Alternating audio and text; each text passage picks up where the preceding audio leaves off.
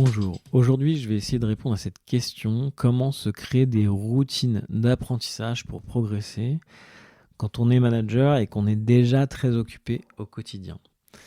Alors c'est un sujet qui me tient à cœur, moi j'ai un peu un motto, chaque expérience professionnelle que j'ai eue, je me suis toujours dit que tant que j'apprends, je reste.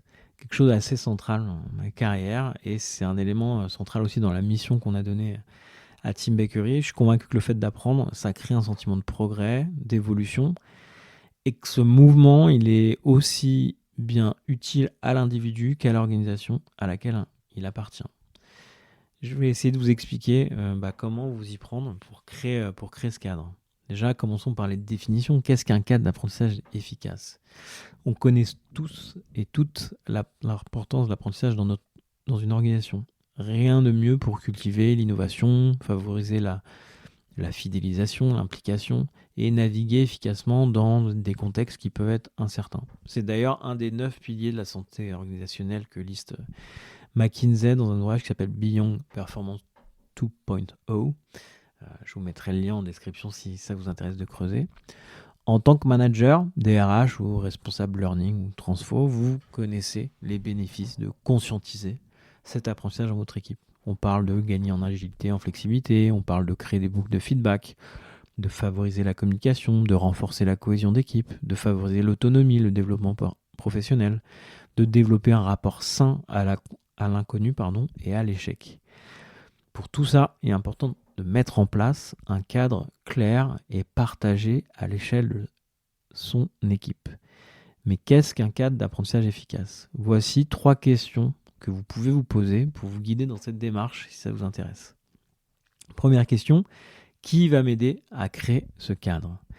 Même si c'est tentant, vous ne devez pas créer ce cadre dans votre coin puis le présenter à votre équipe lors d'une prochaine réunion. Si vous voulez voir les comportements changer, vous devez partir des besoins et du fonctionnement des équipes. Demandez-vous qui pourrait m'aider à concevoir ce cadre. Entourez-vous d'alliés qui partagent votre vision de l'apprentissage pour qu'ils vous aident à convaincre ceux qui pourraient être plus neutres, voire hostiles à cette idée. Demandez-vous ensuite qui va être responsable de maintenir et de faire évoluer ce cadre. Le but étant que ce cadre tienne dans la durée, que l'action qu'on mène soit pérenne. Vous verrez que répondre à cette question, c'est aussi identifier vos experts qui ont un rôle essentiel dans le niveau d'excellence de toute l'équipe. Deuxième question à vous poser, c'est quelle méthode d'apprentissage ? Toute dynamique d'apprentissage est dépendante d'une méthode ou d'un rythme à trouver. S'agit-il d'encourager les collaborateurs à mettre par écrit leur savoir, de venir assister à des masterclass ? Est-ce que le rythme est mensuel, hebdomadaire, quotidien ? Gardez en tête que vous devez adapter le temps demandé aux impératifs métiers de l'apprenant. Notez également qu'apprendre en faisant et en transmettant à ses pairs est l'une des méthodes les plus efficaces. Petit disclaimer, c'est au cœur de notre mission chez Team Bakery de créer justement ces dispositifs, ces outils pour favoriser le passage à l'action avec son équipe. Troisième question à vous poser, comment simplifier la tâche ? Si vous remarquez que le type de support pédagogique à créer est souvent le même, n'hésitez pas à créer des gabarits pour faciliter la vie de vos collaborateurs. Moins le comportement souhaité aura de freins, plus il sera susceptible d'être adopté dans la durée.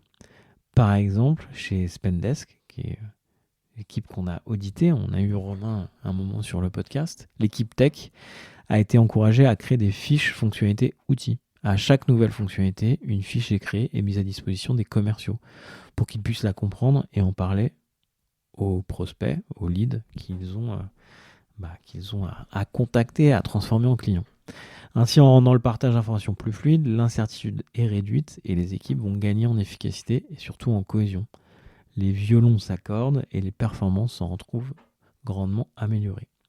Pour creuser le sujet, je vais vous mettre le lien vers l'épisode que j'ai enregistré avec Romain Dalmasio, donc de Spendesk, qui est truffé d'exemples concrets. Son rôle était vraiment transverse à l'organisation. Et donc, effectivement, cette culture de l'apprentissage était au cœur de ses priorités.